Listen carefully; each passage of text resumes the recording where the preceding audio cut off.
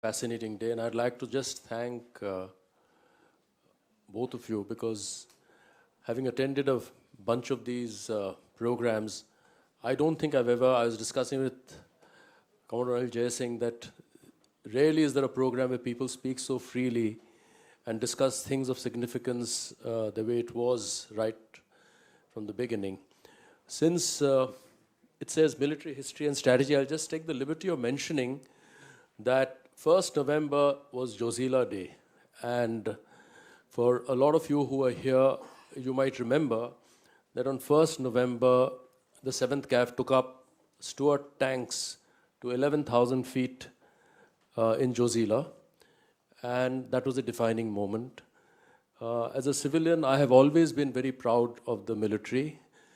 And the 1947-48 war, which was the definitive book by Chandrasekhar Dasgupta and General Sen, Slender Was the Thread, was a fabulous account of what the Indian military did when this country became independent, which most people don't seem to remember. Then came 1962, and yes, there were reverses in the eastern sector, but the Battle of Rezangla is something which I think I, as a citizen, feel very proud about. 65, when we pushed back on Grand Slam and Gibraltar. 71 was perhaps the finest victory by any military, any time in the history ever. And I had the privilege of doing about 18 episodes as a documentary for the 71 war. I'm very pleased to say that I've met a person who I'm speaking to on the phone for the last year. It's called the Pushp Ved Veer Chakra. He was the squadron commander of the 110 heliborne helicopter unit, which flew out of Kumbhigram. And they carried out the first heliborne operation into Sylhet, and then over the Meghna, 5,000 troops in 1971, 11 helicopters, which is completely unbelievable. And then you get on to Kargil, which again, the record of, I was just talking to General Langar, the performance of 8 Div in Kargil was something which is unbelievable. I say this because from the morning we have had some very nice conversations and very frank conversations about the challenges we are facing as a country as we speak. And we are 75 years old, and we then get on to another 25, and this is what would India look like 100 years from the time it got independence. And there are a whole host of concerns which people have expressed. Those concerns emerge around the neighborhood we live in, the problems we are facing, the state of the economy, the technological asymmetry as it always exists in this part of the world. And it's not an easy place. But I would like to start by saying that as a citizen, I feel that every time there has been a challenge, our military seems to have risen and done very, very well. I just want to mention one thing here, that I don't want to drop names, but James Mattis says, the CENTCOM commander, the US military has never won a war. And this is something which most people don't seem to recognize. Vietnam, Middle East, they go in and they come out. They have never won a war. And this, I think, deserves a far greater conversation by people like all of you who are subject matter specialists. I'm just an interested. They have technology, but have they won a war? The answer is no. According to James Mattis, small bits, they've gone, they've been collateral damage, they walked out. And today we are very fortunate. We've got 2 wonderful people who will be giving their perspective. The ambassador of Israel, and Kriti, who's a US citizen and runs the think tank. And both of them will give a perspective on the way they see India and where the world is. So I'll start with you. You live in a rather difficult neighborhood. And the truth is that by all accounts, right from 1947, there have been a whole host of challenges that you have faced. Can you give a perspective on that? Yeah, well, we live in a tough neighborhood. At the beginning was even tougher. War of Independence, Israel lost 6,000 soldiers or people, which were 1% of our population. But since then, I guess that things have changed over the years. If I would say, how is Israel defending itself? I think what everyone is seeing now in Ukraine, we understood long ago. The only way to defend yourself is by yourself. When you will be in time of need, you cannot trust anyone by yourself. And I think this was a principle of Israel. We never, even in the dire days of the 73 Yom Kippur War, when we were surprised and everything, we paid a huge price. We got weapons from the US, but the war, the blood, was only Israeli blood. And I think that's a very important element that now everyone is understanding, but we worked according to that principle from our first days. There is quite a gap over the years between Israel and its neighbors in numbers, in number of soldiers, in everything. And that's why over the time we developed technology as a way to gap these differences. And this is a very important element. Maybe later on we can speak more about it. But if in Yom Kippur war, tanks were the weapon of choice. Today everyone understands that it's so cheap to take out a tank from functioning that you ask yourself whether you would invest so much money in building a tank that a missile of $100,000 can at least paralyze it, if not kill the crew or whatever. So technology is very, very relevant. And the last element I would mention that in our philosophy is deterrence. In the Middle East, if you are not considered the most crazy guy in the neighborhood, you have a problem. As they say, in the Middle East, if you are invited to dinner, make sure you're not part of the menu. And I think this is an element. This is an element that everyone has to know that there is a huge price in messing with you, and it works. It works. Usually, we prefer, by the way, we don't care who is on the other side of the border. Our preference, it will be someone who has control, effective control over the territory. Because it's very hard to deter someone who has no power. Because even if he's deterred, he has no effective control over the territory. So for us, for example, in Syria, and I'm sorry that I'm so cynical, it's not that we are for one side or another, but if Assad has an effective control, we will deal with Assad. And if Hezbollah will be the one with effective control in Lebanon, it's not that we don't prefer to have a democratically elected liberal government in Lebanon. No one should have a mistake. But we want someone with effective control over the territory. And the fact of the matter is that with Hezbollah, for example, which is a wonderful example, from 2006, I'm sorry, the second Lebanon war, as we call it, Hezbollah, with the help of Iran, is accumulating huge number of rockets and missiles. Huge. I'm speaking of in the numbers of 130,000, 140,000. And what Iran is doing now is making them more accurate, adding a kit of GPS, and that's what we are trying to prevent along the way. So they have immense capabilities and numbers of rockets.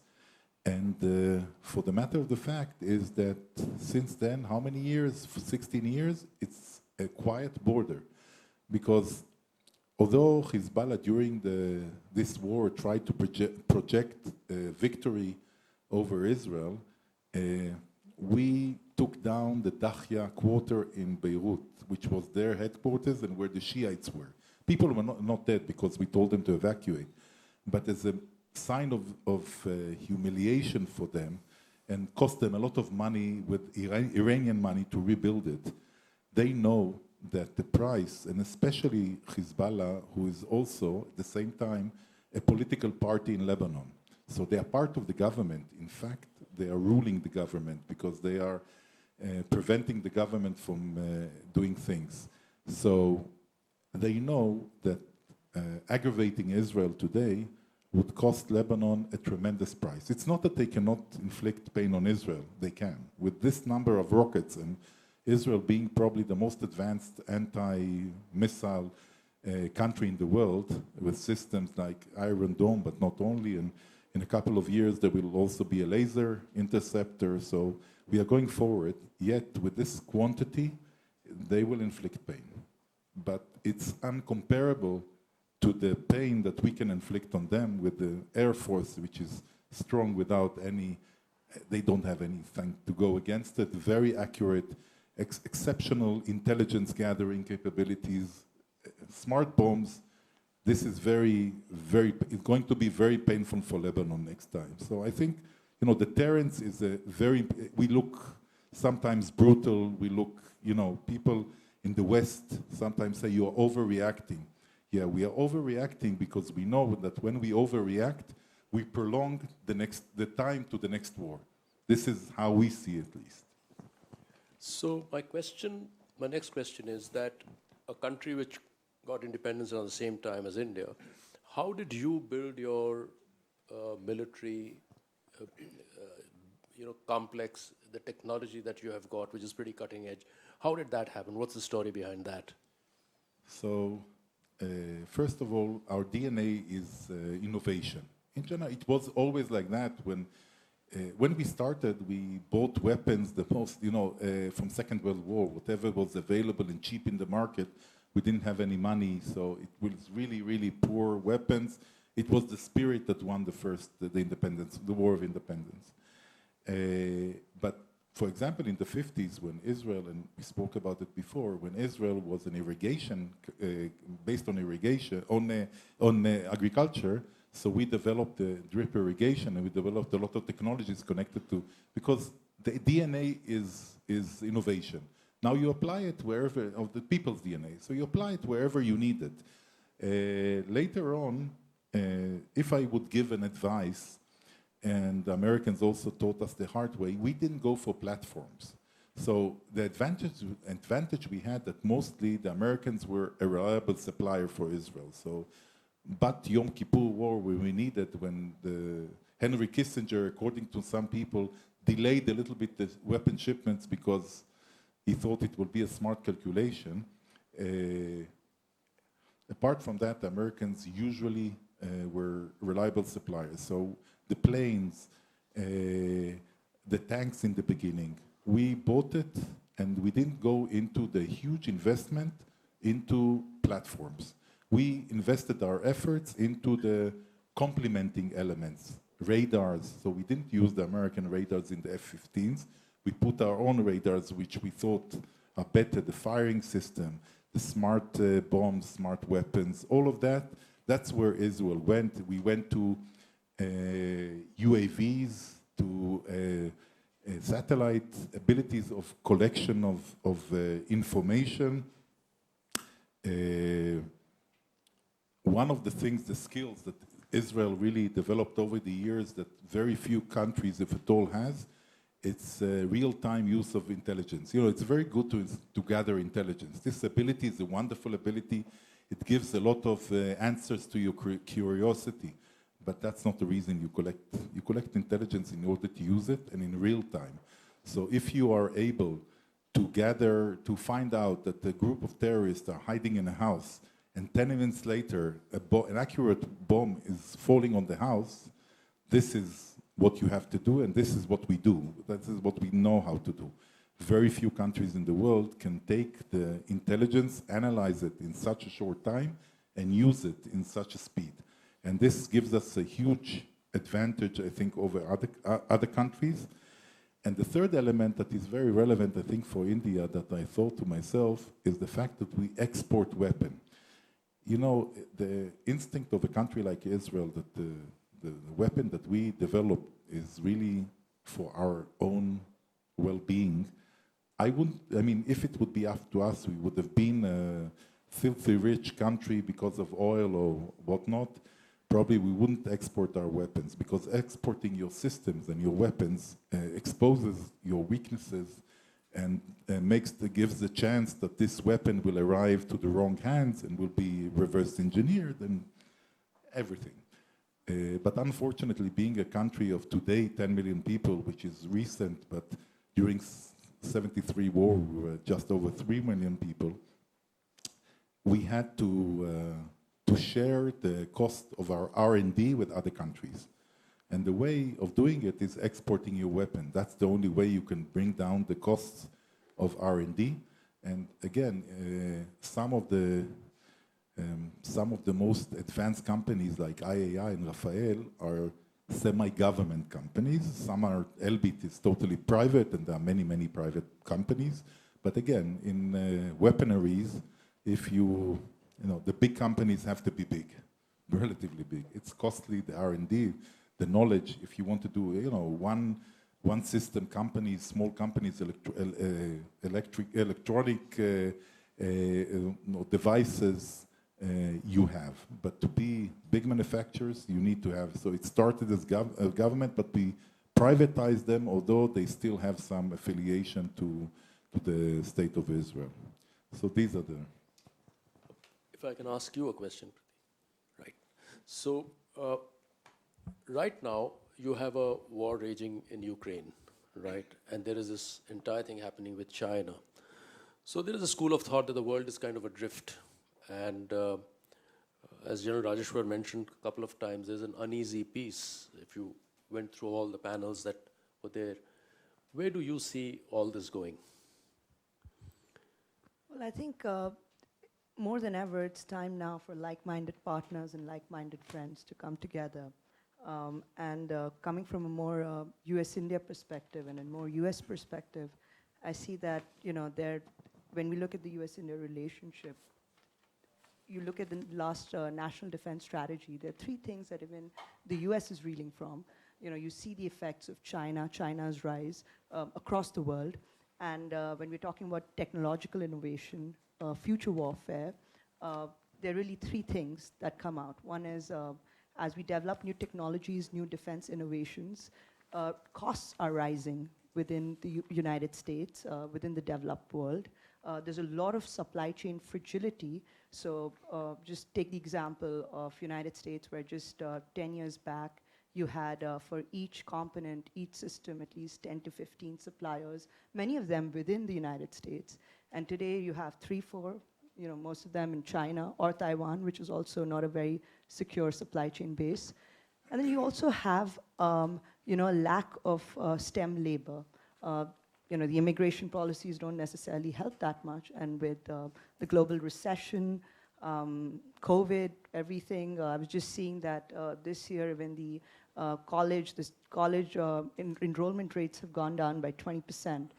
And that's really where, you know, countries like India, which have a huge technological base, which are trusted partners. We're not like China. We're not going to, you know, copy your platforms, your systems. We work on all Western systems. We empower them. And we can really provide cost efficiency and supply chain resiliency. That's really how I see the US-India relationship going forward, you know, embodying each other's technological ecosystems. Talking about China, you know, this is a question I often pose in Washington, D.C. When was the last time the Americans went down head-to-head with the Chinese? Vietnam, right? I usually don't get an answer. And right now, as we're speaking over here, you know, the Indian Jawans, they're locked in neck to neck with the Chinese. And, you know, the A280 systems, the anti-access, anti-denial systems that, you know, keep many folks up at night in the developed world, well, the Indians are dealing with it on a daily basis. So US technology, you know, technology of like-minded partners like Israel, you know, Europe, and the edge that India can provide as great system integrators, as you know, low-cost manufacturers. I think that's the story for the future. And our relationship has really come a long way. You know, I know there are hawks in both the countries. You know, there are hawks in India who'd say that, you know, Russia is our trusted partner. There are hawks in US who'd say that, you know, well, we need Pakistan to, you know, balance things out. But all of that said, you just look at the numbers. You know, just a decade back, we were dealing with what, 200 million in defense trade. Today, it's an impressive pipeline of 20 billion and increasing. We've signed all the 4 foundational agreements, and you know, right now, the US is our India's largest military partner, exercise partner, both for bilateral and multilateral exercises. And I think the Indo-Pacific really provides us a space to counter all of these challenges as the world sort of gets once again into these two camps.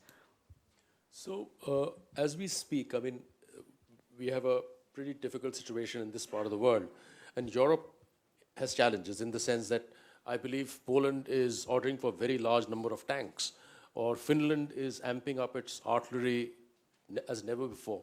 Will the world get distracted with what is happening in Europe?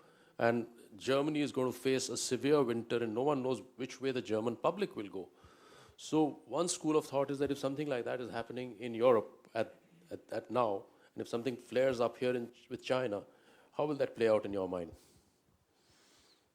I think that from what, at least, and I could be wrong, my sense is that Russia was the challenge of the past, and sure, it's an irritation even now. Many people in the Indian audience would perhaps disagree with me, but I see it as a sort of no longer the sort of superpower, a challenger that it was earlier, because even if you see Russia's own capabilities, much of that is financed by China. Most of Russia's LCs are underwritten by China. I think China, at least even for the US, for India, is the main challenge. And let's look at some examples. When we had Galwan, India needed in Leh Ladakh emergency cold weather equipment. They needed drones, and the US came in. It was only later when the Indian media put this out there that even got to media, but nobody made a whole hue and cry about it. When a friend needed you, another friend came there. So I think what's happening in the South China Sea we were all talking about, what keeps people up at night. I think that's what keeps a lot of us up at night. And what we fear will happen in South China Sea is happening in South China Sea. India's already dealt with it, the salami slicing on the more land bases. So I think that China will continue, or it should continue to be the area of focus. So that brings me to you, and we were discussing this outside, that with the wars which are being fought now, there's a huge amount of literature which is being published by people who understand technology and so on, that the wars that will be fought now, a large component of it is cyber, a lot of it is disinformation. We did an episode with General Carter, who was the CDS of the UK forces. He spent his entire episode on disinformation, abuse of social media, and a lot of people sitting here, their colleagues will be fighting a war in a fishbowl with all this happening around them. You understand that well. So what are your thoughts on it? And what is it that you think we could learn? Yeah, I think that it's safe to say that Israel is one of the pioneers in the world in cyber, understanding cyber and electronic warfare and everything around it. It gives both a risk and an opportunity. If you are good enough, it gives you an ability to fight the war without fighting the war. So there are some elements or making your chances in the war much better. Just to let you know, we are the most attacked country in the world cyber-wise, in number of attacks. Not saying about sophistication. Also in the cyber world, it's very hard to have deterrence against small operators who are attacking you, but against countries, just read the international press and the claims that Israel water sources were attacked by Iranians, and that the fact that the biggest port for a month or more afterwards was not functioning because all the systems collapsed. So I don't know if we did it or didn't do it, it's not part of my job, but according to the media, someone collected a big price from Iran for trying to attack. So, it's part of a lot of opportunities in the field. Since all of us today are basing our systems on high-tech, it means that we are all vulnerable, and that's why we have to create systems that are immune. So, immune to any interference from outside, that they are independent systems that once you launch, they are smart, they have their own ability to seek the target and get the target, not using GPS, using GPS and other elements like pre-planned pictures of targets. And I will not go into all the technology, but in general, you have to be aware. You have to be aware of the risk for you, for your systems, for your country, for your civilian systems, but you have to also see how you can use it to the best of your advantage. Of course, you know, the age of human spies is disappearing from our world. It's too risky. Today, online spies can do sometimes much more than human spies because, again, everyone is exposed. We are all exposed. And one has to take it into account. Maybe the last point that you spoke about, for us, a huge challenge is the legitimacy of war, disinformation. You know, when we fight in Gaza, which erupts every now and then, I mean, in cycles of a year and a half, we find ourselves there in a cycle of violence. They spread, we call it Bollywood, by the way, the Palestinian Bollywood or whatever. I mean, sometimes it's true, sometimes we are doing any effort to prevent, you know, we developed systems that no one in the world did. For example, knock on the roof.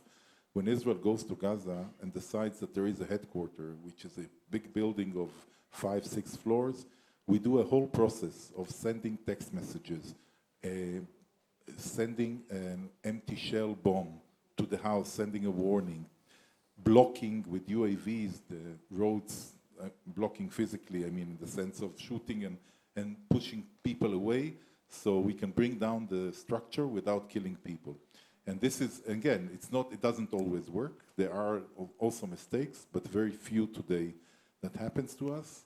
But they understand, the weaker side understands that if you can provoke the world to interfere, because there are human disaster and human losses, so the problem for us today is to fight the disinformation and we as a foreign service, how do we buy enough diplomatic time for our armed forces to conduct the war in a way that they create deterrence to prolong the next eruption.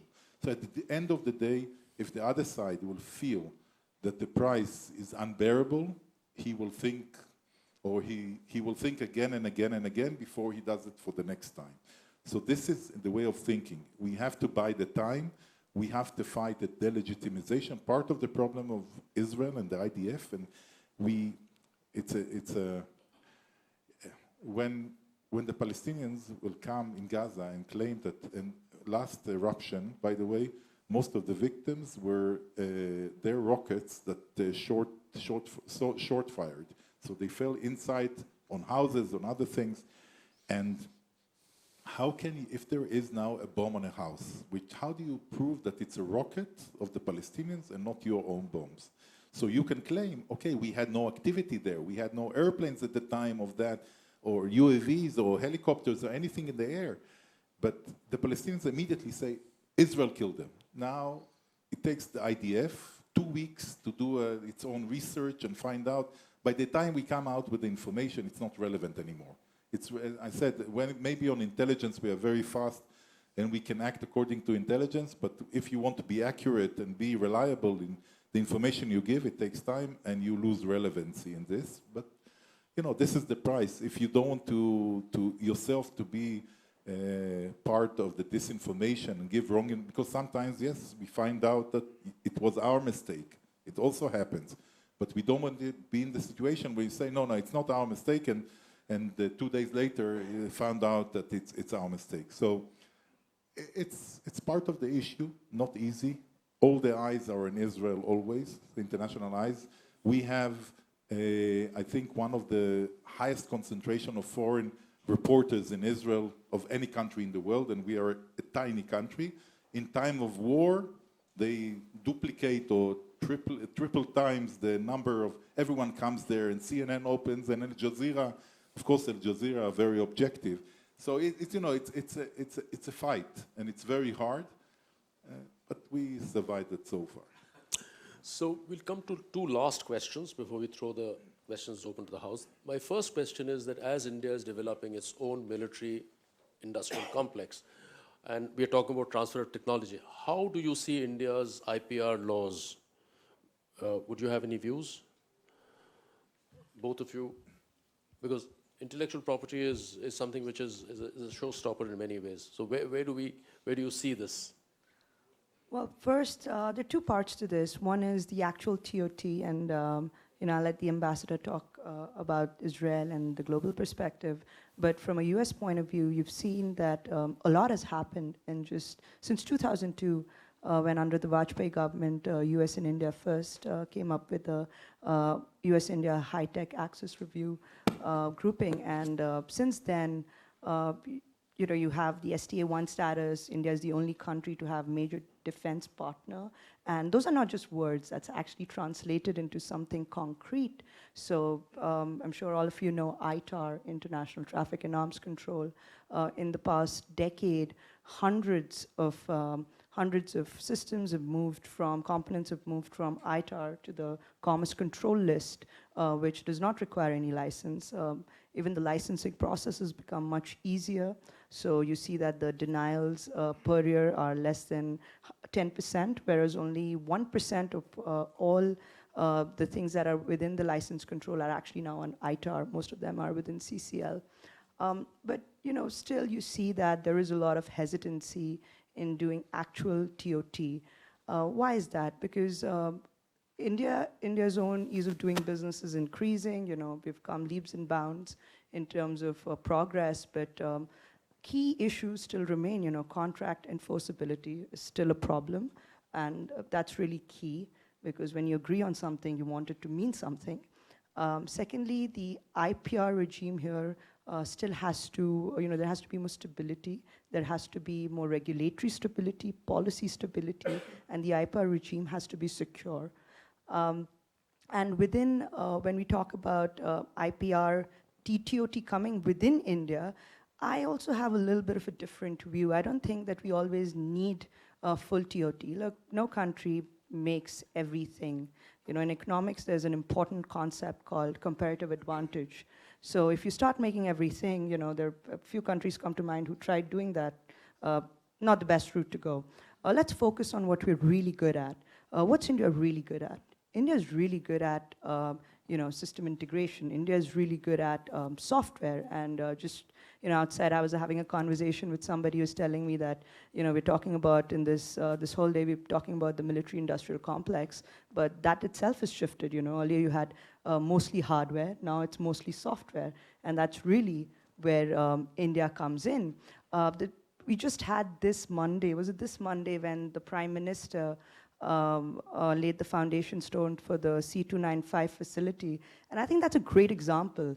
Airbus and Tata, there's no significant TOT happening, but they're going to be manufacturing from India. So the strength of cost efficiency, low-cost manufacturing, and really good engineers who can get the job done. I think that's the story. So, TOT is there, available. TOT will happen organically. The defense industry is still, the private defense industry is still nascent. Holds a lot of promise, still nascent. I think organically, all of that will happen, but we shouldn't get too fixated on, TOT right now. Let's develop for the future. Let's focus on our strengths, which is our system integrators. And then, I'm very hopeful and bullish on India. Ambassador, if you were to wind this up and say that, yes, you are deeply engaged in the manufacturing sides of it, and as the Israeli ambassador, you've been in India, you travel a lot, I know, I follow you on social media, and over the next 20, 25 years, how do you, as an ambassador and as a person, how do you see India in the neighborhood we are living in? What are your perceptions, the good, the bad, the ugly? Yeah, I would start maybe by continuing the slogan "Make in India" was not mentioned here in this. Of course, "Make in India" is in the heads of everyone. Israel is one of the biggest suppliers of arms to India in the last few, most sophisticated arms in the last few years, weapon systems. done together. We, in general, see Make in India as an opportunity, as a challenge, of course. As an exporter, it's a challenge how to do it, but we see it as an opportunity. I totally agree with you that no country, especially not now, not in India's economic situation of today, that the money has to go to growth rather than for weapons, can develop everything by itself. It's quite clear. I think the Americans are very unique in being really big spenders, and they develop most of the systems, but not everything, even them. We see a chance in Make in India. I think that India doesn't understand yet what they want in Make in India. It's a wonderful slogan, very hard to comply with something that your partners don't know how they want to go about. It will not, I cannot see it happening from day one, full 100% Make in India. First of all, for us, why do I see it an opportunity? And then I'll go to that. We see it as an opportunity because India for us is a like-minded country. We are very, very exposed to India because we feel comfortable sharing with India both intelligence and capabilities and technologies. And yet, no one shares everything with everyone all the time because there are vulnerabilities in the systems that you prefer not to expose. Not because India will abuse them, because if other people know them, they know how to bypass your different systems. And this is very important to understand. So I think that India, if India will start doing everything by itself from day one, it will take many, many years for India to reach the capabilities, the top-of-the-line capabilities that are available today in the world. I don't know if you have this time, and I don't know if you have the money. And I will tell you that if it took US, Israel, and US, I should say Israel was the pioneer in UAVs in the world. It took us 40 years to reach where we are. I'm sure today India is not starting from scratch as we did. It would take India 15 years, but yet US and Israel in 15 years will be already in a different place. So it will always be a catching up competition. So I believe that India has to figure out what it wants to do, how it wants to do it, percentages, IPs, what kind of IPs. There are many, many hundreds of IPs, thousands of IPs, included in weapon systems, and not everything will be exposed. Some can be manufacturing, of course, by the way, for us, why we see it as an opportunity. Today, if you order an Israeli UAV, it's 3 years waiting.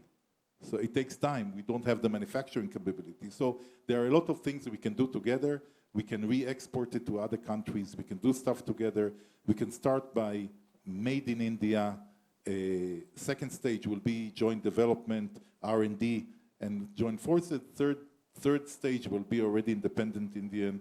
And you don't create a gap here. So we have, by the way, I think the Israeli major companies have more than 10 joint ventures. And in order to be more comfortable with the IP issues, usually we choose the bigger, more reliable partners that have an image to maintain, and they will not do stupid things in order to make fast money and lose credibility over time. So I think this is an important, take a strong local partner that you trust and you feel comfortable with, and I think this is a major key. Looking at India, I think that it's very obvious that India is the growing power, not a growing, the growing power in the world. I mean, you have all the elements of world superpower, not only a regional one. I think you are very clearly on the way to get there. India, if it would want to become a superpower in all means, of course, beyond development, having more people into the market, into the economy, into sharing the burden and enjoying the fruits and things like that, education and whatnot, will also have to come out of the comfort zone in the sense of taking strong positions on elements from time to time. So, superpower at the end of the day, small and medium-sized countries will always try to avert conflicts. To reach the point without superpowers, as we see around the world today, they have interest and they pursue them, not only by military force, by different ways, different means. And it means that on the way, usually they will aggravate a couple of people or a couple of countries.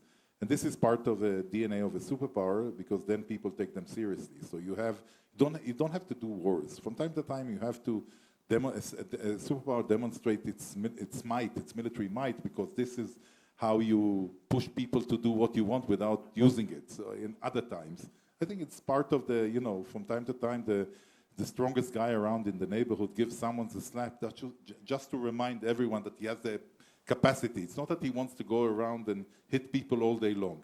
But from time to time, people tend to forget that if the US, for example, as a superpower, is developing huge amount of military capacity, if they don't remind, make an example of someone here and there, people might forget and take them not seriously. I mean, this is how the world, people and countries and the world is going by the same logic. It's no surprise for you. So I can say from the Israeli point of view, you spoke about like-minded before. We see India as a like-minded, as a democracy with very similar values to Israel, and we would be, I think, very comfortable, or even more, with India getting stronger and stronger as a player in the world order. Would you like to say a few things before we open the house to questions? No, I'll just agree with the ambassador that, like-minded friends need to come together. And one thing that I think needs to be repeated often in India is that a rising India is in everybody's interest. So, the world is not against us. The world is for us. Our friends are for us. Great. So 2 questions for the lady and 2 questions for the gentleman. So.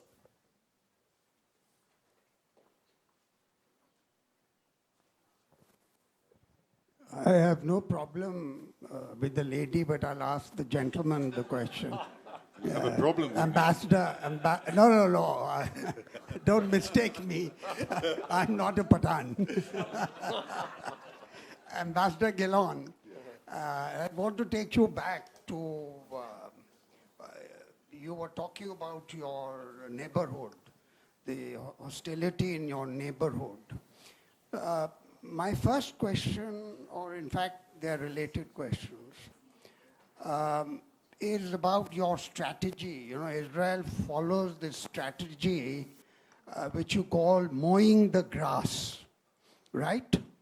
And mowing the grass was being done in Gaza, right? Now you have a fresh problem on the West Bank, which is new, right? And so the question is, how successful has this strategy been? And number 2, the new threat on the West Bank in Jenin, where every day there is something or the other happening, is by the infiltration of the ISIS for the first time. In April this year, Boss Ganor and others from the International Counterterrorism Center have actually verified this. So how serious is this ISIS threat and the strategy about mowing? Well, I don't know what you mean by the policy of mowing the grass, but in general, our situation in Gaza and situation in the Judea and Samaria is totally different, because we left Gaza many years ago, and we try not to go back in. So the warfare that we have with Gaza, or the pressure and how you put pressure and ease pressure as means of getting your aims, how do you create the right balance is what we do. In Judea and Samaria and the West Bank, it's a totally different situation, because there we live with a population. I mean, it's mixed population, so we are inside. ISIS is not an issue for us. What is the difference if the bomb is exploded by an ISIS or Islamic Jihad or a Hamas guy, or who cares? It doesn't really matter. I mean, the ideology is there, whether it's a religious or political or whatever ideology that brings you to make terror, it doesn't, for the victim it doesn't matter, and for us it doesn't matter. And we are trying to infiltrate, and what you saw, go in, and what you saw now, they thought that they were immune in the refugee camps or the Kasbah of Jenin or Nablus, Shechem, and I think we made a point of going in with power, not losing, thanks God, touch wood, not losing any soldier, killing only the people finding only the people we wanted. And this is just to remind them that if they think that we have a fear or element of hesitation when we have to go into very populated areas and find them in their beds, we will do that, and we did it. And there was this group in Jenin that called themselves, this alliance thing, and they are no more. So the last one of them who survived is now surrendering himself to the Palestinian Authority police in order not to be captured by Israel. So, we have to make it very clear, and we try. Force is not the only element we do. The Palestinian economy is based on Israeli economy. They work in Israel. So you have the ability, also in Gaza, by the way, we give more and more permits because we understand that you have to give people the incentives to want to live with you in peace and quiet. Using force and more force and more force is only against the terrorists when you know that they are a ticking bomb.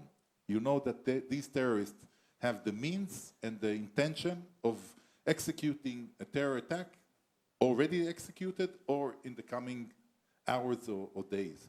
Otherwise, we try to do a lot of civilian work and improving the lives and allowing more and more people, as long as you can, find the equation with your security needs, to let them work in Israel, to bring back money to their family, to be dependent on Israel in an economic way, in a bad way, but in a good way, in the sense that they know that if the family, someone in the family will now make a terror action, probably wider circles in this family will lose their permit to work in Israel.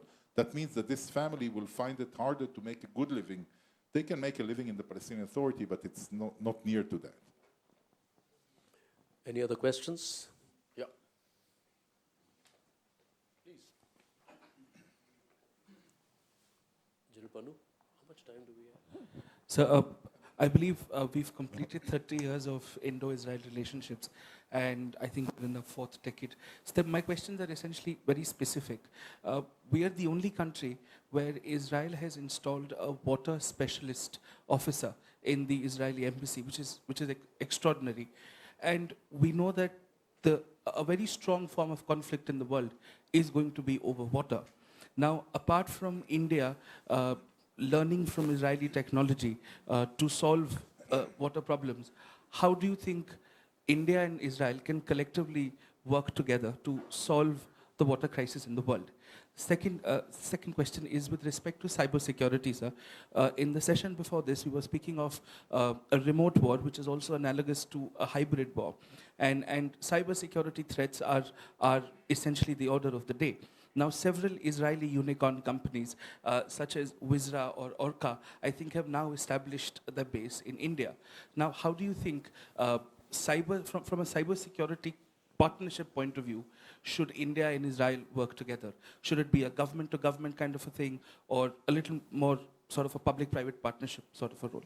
Thank you, sir. Thank you very much for the questions. Yes, you're right. We have the only water attaché in the world in New Delhi in our embassy. It's an outcome, by the way, of an agreement of the visit of Prime Minister Modi to Israel in 2017, and then the visit of Netanyahu here a few months later in 2018. The flag project would be probably Bundelkhand, that they agreed government to government, but since then this guy is going around, and what we are trying to do, and I think it's very important, I don't think that there is we proved that there is no real water problem in the world. There is a problem water in the sense that people don't value water enough and don't treat water as they should.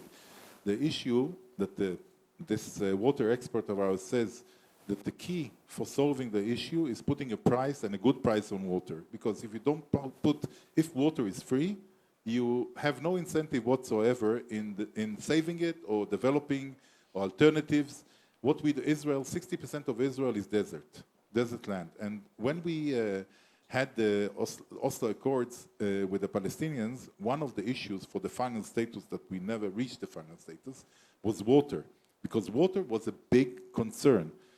Over the years, since then, Israel has improved its capabilities in waters, and today we have surplus of water. And how do we do that? We are by far the biggest reuser of water, close to 90%. I think that next in line is Spain with under 30%, so 20-something percent. So a huge gap. We desalinize water in huge numbers. We try through IoT, we try to prevent loss of water. I think in India, the loss of water from the source to the tap is like 40%, much, much too high. And again, if there would be a price for the water, you wouldn't lose so much water.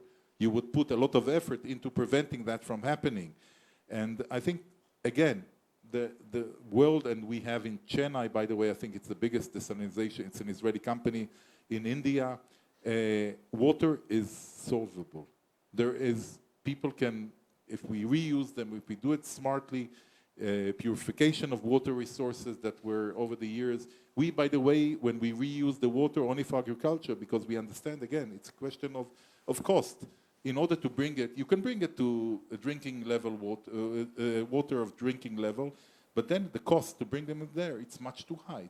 It's not worth the, for agriculture, it's good enough, healthy enough, and that's what we do. Again, have to be smart planning, and that's what we are trying to do in India, by the way, to bring Israeli companies not to do the work. We are no better than any Indian company in doing the physical work on the ground. Of course, the Indian companies have a huge advantage in that, and that's how we are trying to bring much more planning, integrative planning. You go to a region, you see what are the strong sides, what are the weaknesses, how do you integrate the water amounts and capabilities into the agriculture that you want to use there. It has to be, everything has to be integrated into one unit. It's not logical. Israel in its first days used to export citrus, Jaffa oranges, whoever knows and that was our number one source of foreign currency in the first days of Israel. We were totally into agriculture, but we stopped because eventually we understood that we are exporting our water, because citrus is a big demander of water, user of water, and if you export citrus, you export your water in other ways. So we went into much more sophisticated, less water using agriculture and drip irrigation, but many, many other ways where you can save and still be sustainable and do everything. So it's only about awareness in the world. The technology is already there. The capabilities are there in the world. But as long as countries don't put, when the water is cheap or close to cheap, free or close to free, countries will not go into it, people will not go into it. That's about that. Cyber, India and Israel are, I will not go into cyber, it's very sensitive. We are both at the G2G level, working together on different aspects of cyber. Israeli companies are coming here. As I said before, we feel very comfortable with our Indian partners. So on cyber, when you, both defense and offense, by the way, you have to feel very comfortable when you expose your capabilities, because your offense capabilities are exactly the ones who can be used against you in return. So when you share offensive, defensive capabilities, you have to do it with people you trust, and I think this is the key between India and Israel. Last question. This is to both panelists in turn. I think probably it's a wrap-up question as well. It's very nice to hear about how the world perceives us in terms of our potential. We could be a global power, we could be a superpower, we could be one of the largest economies, we're getting good reports and so on. But as friends of India, what do you see as constraints from our side in terms of our self-belief and our understanding to achieve our potential? I will add, don't worry. You start. Well, I think I've already mentioned it.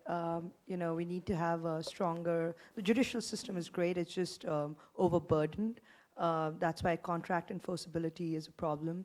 Land acquisition, now this is something that comes under the states, but land acquisition, reliability of power continue to be issues. You know, you have cross-subsidization of power, states giving power for free. As a result, industries end up paying much, much, much more. You know, secure IPR regime, regulatory stability, so you know that once some policy or some law is put in place, it won't change in the next 6 months. But I think having said that, India's come a long way in terms of ease of doing business.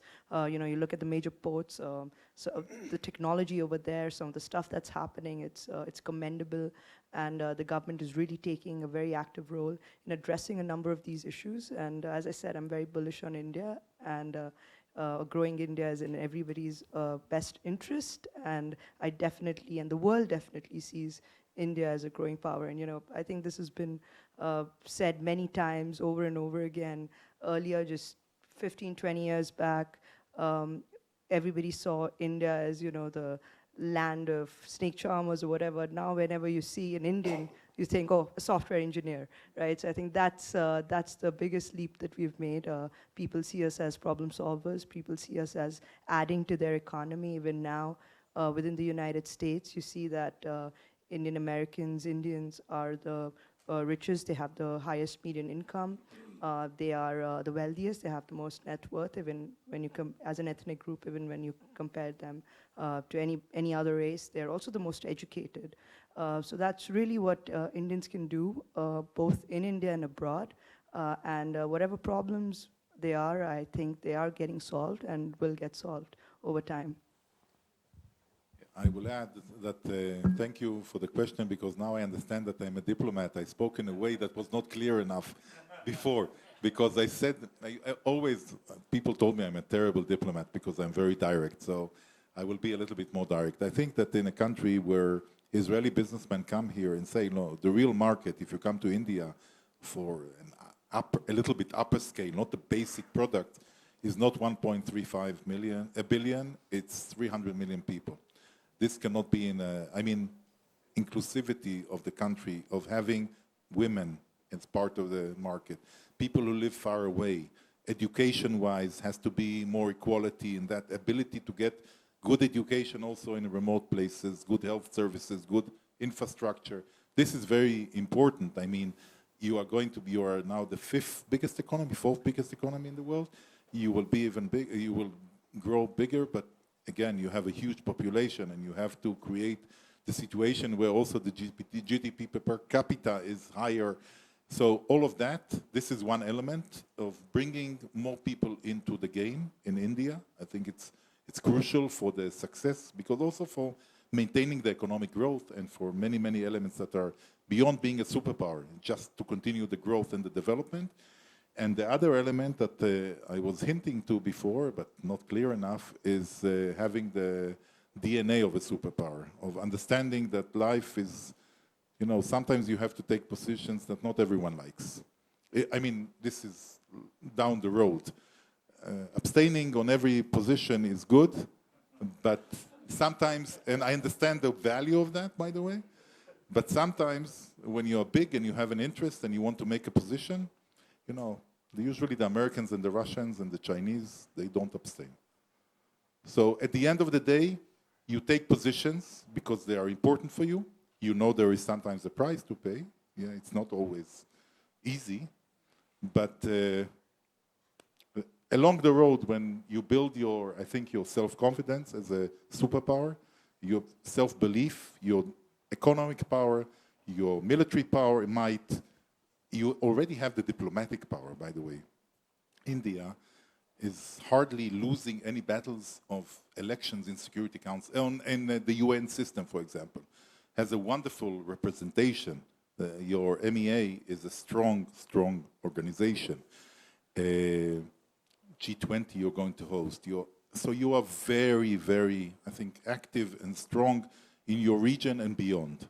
But there are elements, in order to become one of the 2-3 leading superpowers in the world, it will take a few years, but I think that you're on the secure route to get there, and I think that your leadership sees India going there.